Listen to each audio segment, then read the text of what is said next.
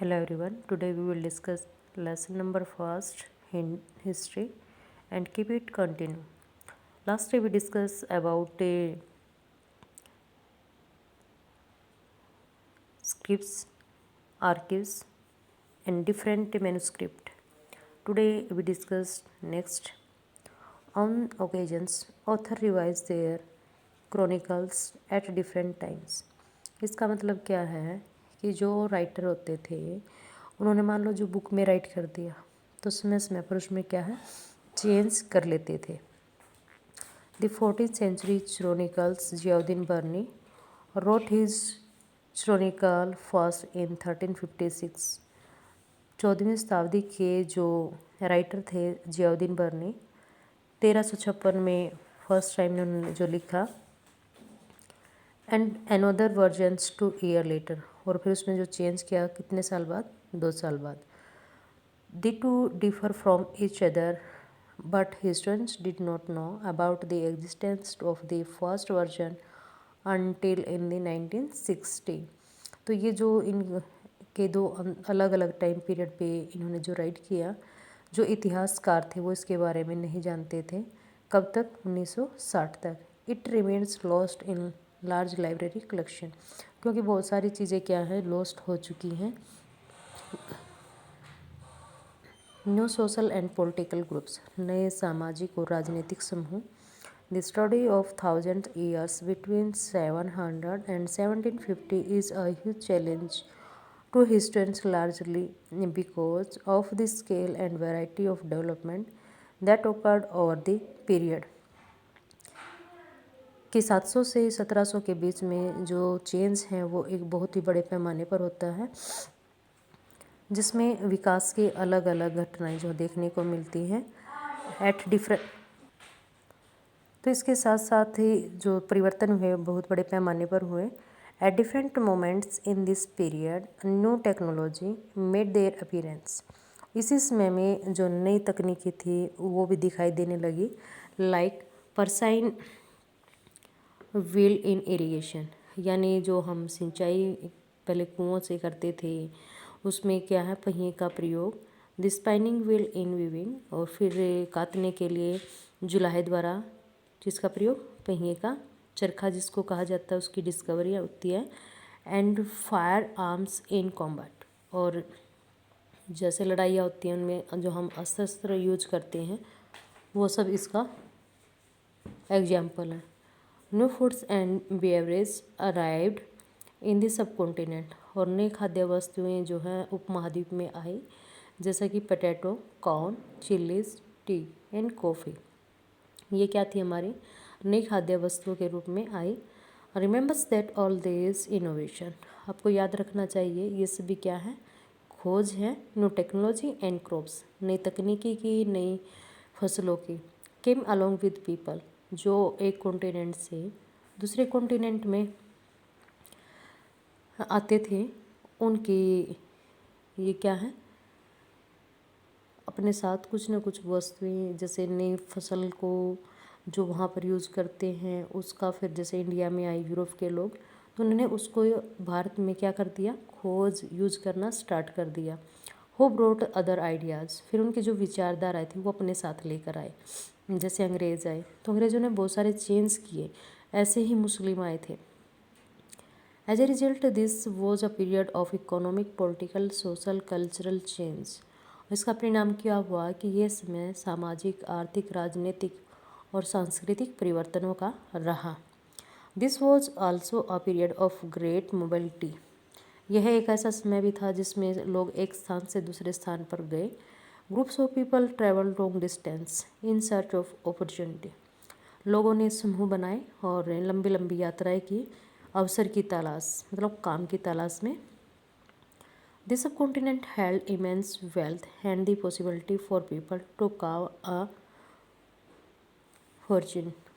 तो जो आपका उपमहाद्वीप है यहाँ पर काफ़ी संपत्ति थी काफ़ी संभावनाएं थी कि लोग अपने फ्यूचर के लिए यहाँ पर कुछ कर सकते हैं. One group of people who became important in this period were the Rajput. इस समय में जो एक ग्रुप काफ़ी फेमस हुआ वो कौन सा था Rajput. A name derived from Rajputra, जो राजपुत्रा शब्द से लिया गया है। द सन ऑफ रूलर, राजपुत्र का मतलब क्या होता है? राजा का बेटा। Between 8th and 14th century the term was applied more generally to a group of warriors, और 8वीं से 14वीं शताब्दी तक जो राजपूत शब्द था इसका प्रयोग एक योद्धाओं के रूप में किया जाता था। Who claimed Kshatriya caste status, जो अपने आप को क्षत्रिय के रूप में परिभाषित करते थे। और क्षत्रिय कौन होते हैं? क्षत्रिय जो युद्ध में अपनी भूमिका निभाते हैं, उन लोगों के लिए क्षत्रिय वर्ड यूज किया जाता है। Not just rulers and Chieftains, ये केवल शासक और मुखिया, मतलब जो लीडर होता है ना, उसको चिफटेन्स भी कहा जाता है। But also soldiers and commanders, सैनिक भी रहे हैं और ये कमांडर्स के रूप में भी काम किया है। Who serve in the armies of different monarch all over this subcontinent, अलग अलग जो सेनाएं होती थी उनके कमांडर और सोल्जर्स के रूप में इन्होंने काम किया उपमहाद्वीप में। एचविक कोड ऑफ कंडक्ट, फिर उन्होंने एक अपना कोड कंडक्ट किया।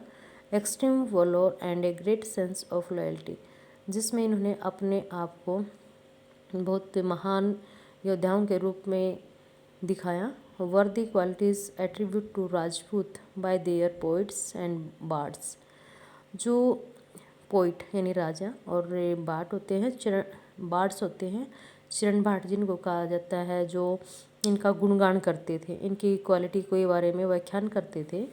Other group of people such as the Marathe, Sikh, Jat, Ahom, Kashyap, a caste of scribes and security, also used the opportunity of the age to become politically important। तो ये अहोम हैं, सिख हैं, मराठे हैं, जाट हैं, कयास्त हैं, ये सारे क्या हैं? वो व्यक्ति जो अलग अलग अवसरों की तलाश में राजनीतिक रूप से महत्वपूर्ण भूमिका निभाते थे।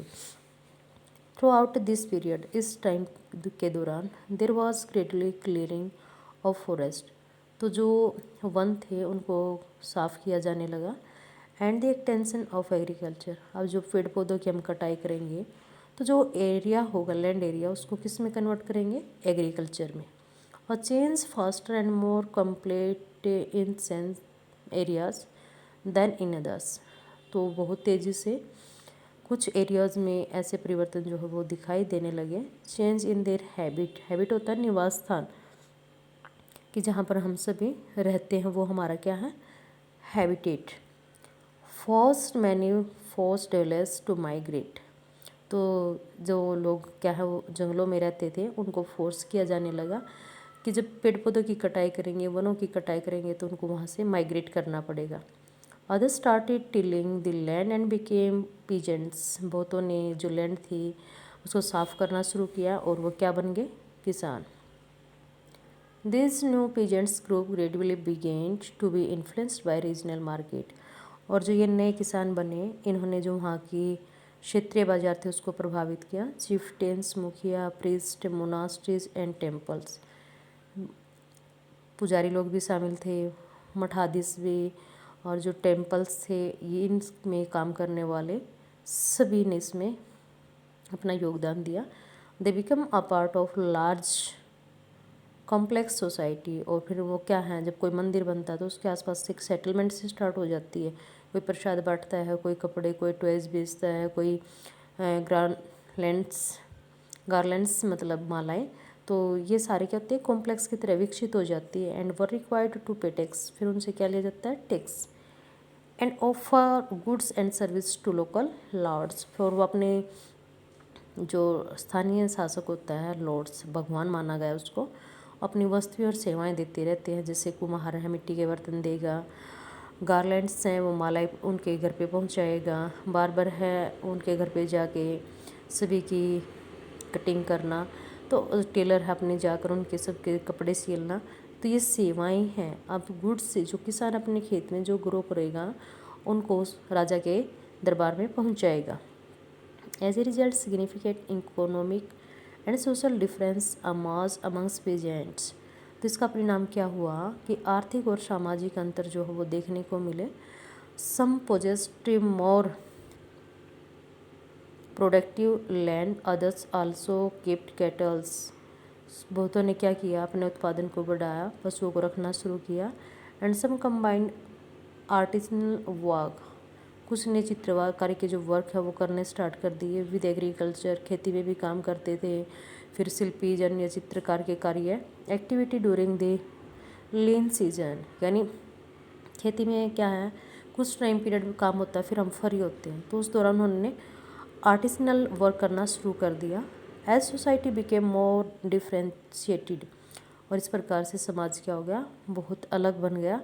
People were grouped into जातीज and सब कास्ट, लोगों ने अपने आप को क्या डिवाइड कर लिया, जाति में या फिर उपजातियों में। And ranked on the basis of their background, और उनको उसकी बैकग्राउंड, जैसे कि पहले मान लो कोई मिट्टी के बर्तन बनाता है तो उसको कुम्हार में काउंट करना स्टार्ट कर दिया, कोई बार्बर का है, कोई टेलर का, तो जो पहले वो काम करते थे उसके आधार पर ही उनको रैंक दी जाने लगी।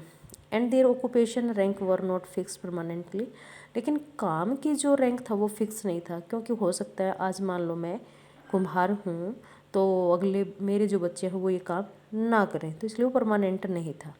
And varied according to the power, influence and resources control by member of the jati, इसलिए जो उनके पावर्स थे, शक्तियाँ थी, संसाधन थे, वो जाति विशेष के द्वारा क्या होते थे, नियंत्रित। The status of the same jati could vary from area to area, इस प्रकार से जो जातियाँ हैं उनकी जो स्थिति थी वो अलग अलग स्थानों पर, क्षेत्रों में अलग अलग थी। Jati frame their own rules and regulation to manage the conduct of their members, तो फिर जातियाँ बन गई, जातियों ने अपने रूल रेगुलेशन बनाए अपनी जाति विशेष के जो लोग थे उनको नियंत्रित रखने के लिए। These regulations were enforce by assembly of elders, जो असेंबली थी, सभा थी, उसके जो एल्डर्स थे उनके द्वारा ये बनाए जाते थे। Described in some area as jati panchayat, कुछ एरियाज़ में जाति पंचायत भी बनाई गई।